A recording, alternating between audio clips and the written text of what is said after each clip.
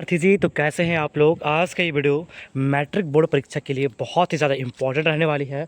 तो आज हम बात करने वाले हैं हिंदी सब्जेक्ट का वैसे चुनिंदा क्वेश्चंस जो आपके आने वाले 18 फरवरी के एग्जामिनेशन में काफ़ी ज़्यादा मदद करेगा। तो आज देखते हैं कि कौन कौन सा जो क्वेश्चंस है आपके एग्जाम में सीधा मैच कर सकता है, सीधा पूछ सकता है। बच्चे, यहाँ में जो क्वेश्चन करवाऊंगा वो सब्जेक्टिव रहेगा, क्लास 10 करेगा, हिंदी करेगा, और ये क्वेश्चन प्रीवियस ईयर में पूछा हुआ है। तो बिना लेट किए आगे बढ़ते हैं। बच्चे, इंस्टाग्राम और व्हाट्सएप चैनल से जरूर जुड़ जाना, व्हाट्सएप ग्रुप से जुड़ जाना, क्योंकि मैं वहाँ पे बहुत सारा अपडेट देते रहता हूँ। कोई नोटिस आता है या फिर कुछ इंपॉर्टेंट क्वेश्चन जो मुझे पर्सनली लगता है तो वहाँ पे पर्सनली ट्रीट करता हूँ, वहाँ पे आप लोग जुड़ जाना।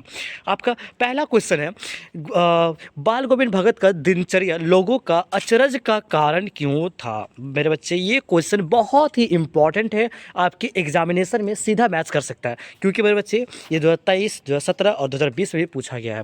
क्या कह रहा है क्वेश्चन, बाल गोविंद भगत के लोगों के लिए दिनचर्या लोगों के लिए अचरज का कारण क्यों था। ठीक है, मतलब बाल गोविंद भगत दिन भर क्या काम करते थे जो लोगों का अचरज का कारण था, हैरानी के कारण था। ठीक है, थोड़ा सा उसको अजीब टाइप का लगता था। तो क्या क्या था उसका दिनचर्या, क्योंकि वे अपने सिद्धांतों और आदर्शों का दृढ़ता से पालन करते थे। मेरे बच्चे, उनकी जो सिद्धांत था, ठीक है, वो जिस पे काम अड़ते थे, जिस चीज़ पे ठानते थे, वो वही चीज़ को करते थे। ठीक है, आदर्श आदर्श का दृढ़ता से पालन करते थे, मतलब किसी भी चीज़ को एक डिसिप्लिन के साथ, है ना, एक मजबूती के साथ, डिसिप्लिन के साथ, उसी के साथ उस पे वो खरा उतरते थे। ठीक है, वे सांसारिक मोहमाया से दूर कबीर के भजन में सदा लीन रहते थे। ठीक है, वो सांसारिक मोहमाया से दूर, मतलब सांसारिक मोहमाया जो होता है, प्रेम है और भी बहुत सारी चीज़ें हैं, तो वो सब मोह माया सारा छोड़ छाड़ के एकदम कबीर का भजन गाते रहते थे हमेशा। ठीक है, उसी में लीन रहते थे। झूठ ना बोलना, वो कभी झूठ नहीं बोलते थे। खरा व्यवहार करना, ठीक है, बहुत ही नरम व्यवहार करना, एकदम सरल व्यवहार करना। ठीक है, और प्रत्येक नियम को बारीकी से पूरा करना।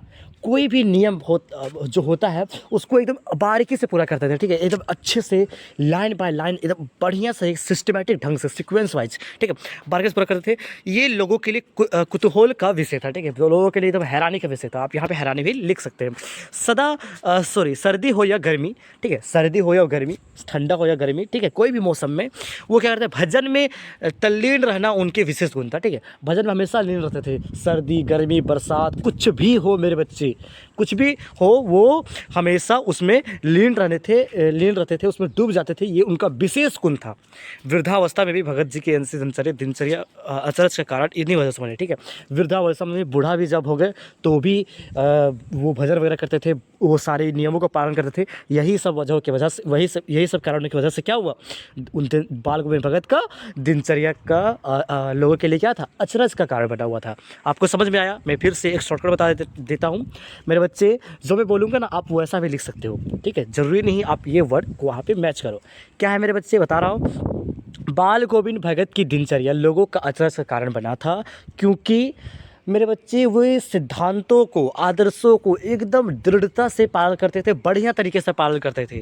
ठीक है, मोह माया से दूर रहते थे, कबीर के भजन में लीन रहते थे, एकदम पूरा झूठ कभी नहीं बोलते थे, हमेशा अच्छा व्यवहार करते थे, है ना। और सर्दी हो या गर्मी, किसी भी मौसम में, ठंडा बरसात, कोई भी मौसम में मेरे बच्चे भजन में लीन रहते थे। और यही सब वजह से वृद्धावस्था में भी वो क्या करते थे, भजन करते थे। यही सब वजह से वो उनका ये जो दिनचर्या था, ठीक है, डेली शेड्यूल था, दिन भर का जो काम था, लोगों के लिए अचरज का कारण बना हुआ था, हैरानी का कारण बना हुआ था।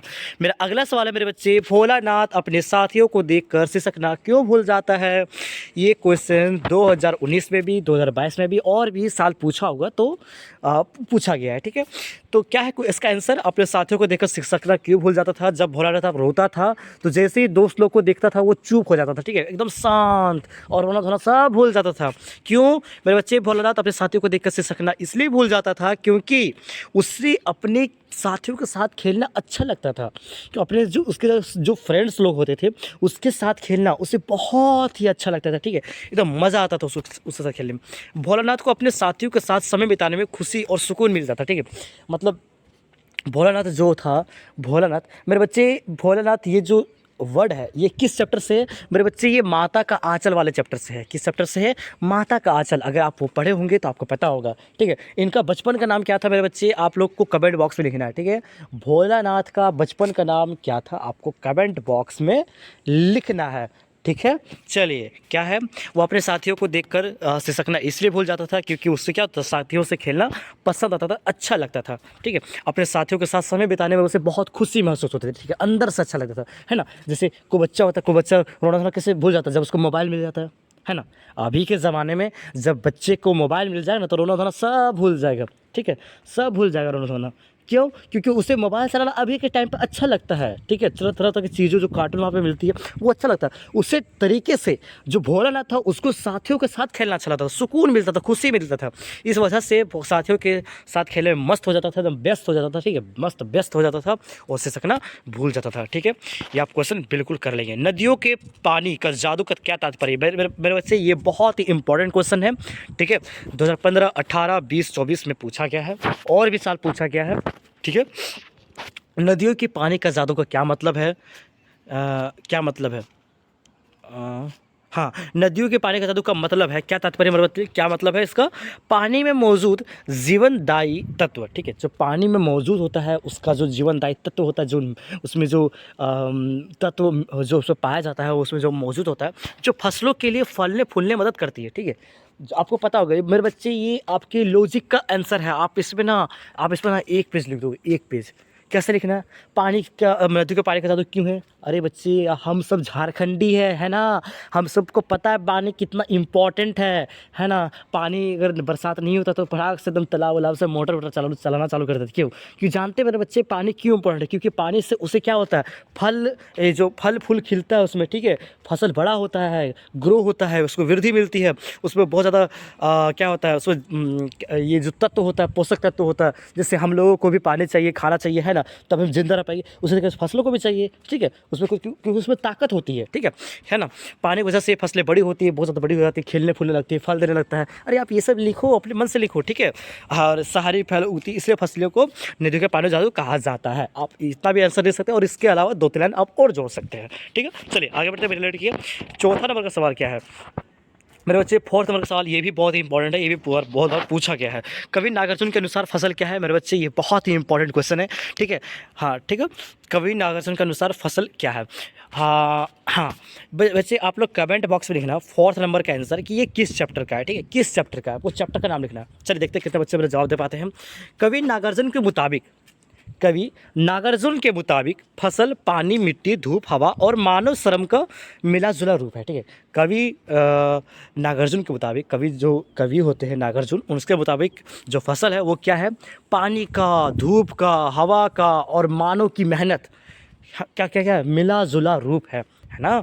मिला जुला रूप है। यह प्रकृति और मनुष्य के परस्पर सहयोग से बनती है। ठीक है, यह प्रकृति मतलब नेचर के, मनुष्य की मेहनत से बनती है। कवि ने फसल को जीवन का प्रतीक माना है ना। कवि ने क्या बोला है? फसल जो है जीवन का प्रतीक है, क्योंकि फसल नहीं रहेगा तो इंसान, जानवर कुछ नहीं रहेगा। क्योंकि जानवरों को भी अगर खाने मिलता है, गाय को भी खाने मिलता है, तो फसल के सहारा ही खाना मिलता है। इंसानों को अगर अनाज मिलता है, चावल मिलता है, दाल मिलता है, और आलू मिलती है, गेहूँ आटा मिलता है, जो बहुत सारा चीज़ें होती है, टमाटर वगैरह जो सब्जी वब्जी होता है, खाना पीने का जो सारा सामान होता है, वो सब सारा कहाँ से मिलता है? फसल से मिलता है। जब फसल नहीं होगा तो जीवन भी नहीं होगा। इसलिए कवि नागार्जुन जो थे वो फसल को क्या बोले थे? ये जीवन का एक प्रतीक है ना। प्रकृति की वजह से, मनुष्य की मेहनत की वजह से, ठीक है, नेचर की वजह से, कि बरसात होगी, जो नेचर है, नेचर क्या है, प्रकृति क्या है, बरसात है, पानी है, ये सब नेचर प्रकृति के द्वारा दिया हुआ है ना। धूप है, तो ये सब जो दिया हुआ है, और इंसानों की जो मेहनत है वो सब वह सहयोग से, दोनों के सहयोग से क्या होता है? फसल का निर्माण होता है और फसल बनता है। फसल में सभी नदियों के पानी का जादू समाया हुआ है। ठीक है, फसल में जो है सभी नदियों, जितना सारी नदियों है उसका जादू फसल में समाया हुआ है। इसमें सभी तरह की मिट्टियों का गुणधर्म मौजूद है। इसमें जो है सभी तरीके का जो मिट्टी है उसका गुणधर्म मौजूद है, और तथा सूरज और हवा का प्रभाव से समाया हुआ है। ठीक है, और फसलों को ढेर सारी नदियों के पानी का जादू कहा गया है ना। मिट्टियों का उसमें गुणधर्म मौजूद है कि मिट्टी जब अच्छा क्वालिटी का मिट्टी रहेगा तो फसल और अच्छा होगा। मिट्टी का उसमें पावर होता है ना। और सूरज और हवा का भी प्रभाव समा हुआ है, ठीक है। धूप वगैरह अच्छा हल्का खिला हुआ होना चाहिए, हवा भी अच्छा होना चाहिए, और नदियों के पानी का जादू कहा गया, क्योंकि पानी में क्या होता है, बहुत सारे तत्व होते हैं जो फसल को क्या करता है, बड़ा करने में मदद करता है। आगे बढ़ते हैं मेरे बच्चे, और इस वीडियो का इस आज का लास्ट क्वेश्चन हमारे इस स्क्रीन पे, ठीक है। ये क्वेश्चन बहुत ही इंपॉर्टेंट, आप लोग ज़रूर करके जाना मेरे बच्चे। ये जो क्वेश्चंस है ये आपके एग्ज़ाम में पूछेगा, ठीक है। बहुत ही इंपॉर्टेंट सवाल है। क्या है, हलदार साहब ने पान खाकर पान वाले से क्या कहा। हलदार साहब जब पान खाए थे तो पान वाले से क्या कहे थे, चलिए देखते हैं। हलदार साहब ने पान खाकर पान वाले से पूछा कि, हलदार साहब जो थे पान खाए, उसके बाद पान जो बेचता है उससे पूछा कि नेताजी पर रोज़ नया चश्मा क्यों लगा रहता है, ठीक है। जहाँ पे पान का दुकान था ना मेरे बच्चे, उसी के सामने कहीं पे वो नेताजी का मूर्ति था। तो पूछता है पान वाले से, पान खा के एकदम, ठीक है, पान खा लेता है बढ़िया से, पूछता है उससे कि नेताजी पे जो मूर्तियाँ हैं, जो मूर्ति जी है, उस पर नेका चश्मा कहीं लगा हुआ है, ठीक है। सब पूछता है काहे नया नया चश्मा लगा रहता है, काहे। पान वाले ने बताया कि बूढ़ा लंगड़ा चश्मे वाला नेताजी को चश्मा पहनाता है। तो जब पूछा उसको तो पान वाले ने जवाब दिया कि एक बूढ़ा व्यक्ति है, एक लंगड़ा व्यक्ति है, वो क्या करता है, चश्मे वाला जो चश्मा बेचता है, ठीक है, एक बूढ़ा आदमी लंगड़ा आदमी वो चश्मा बेचता है और वही चश्मा बार बार उसको बदलता रहता है।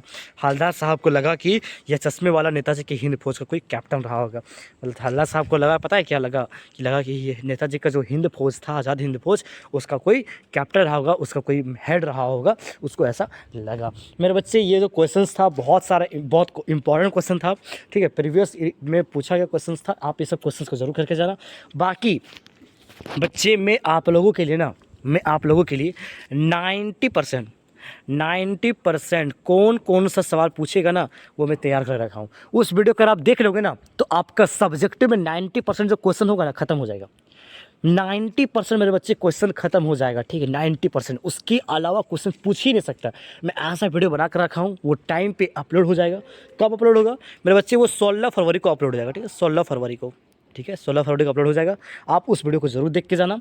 और एक बात मेरे बच्चे, व्हाट्सएप चैनल और व्हाट्सएप ग्रुप में अवश्य जुड़ जाना, ज़रूर जुड़ जाना, क्योंकि आप इस ग्रुप में जुड़ते हैं तो वहाँ आपको इम्पॉर्टेंट क्वेश्चंस का आंसर भी दिया जाता है।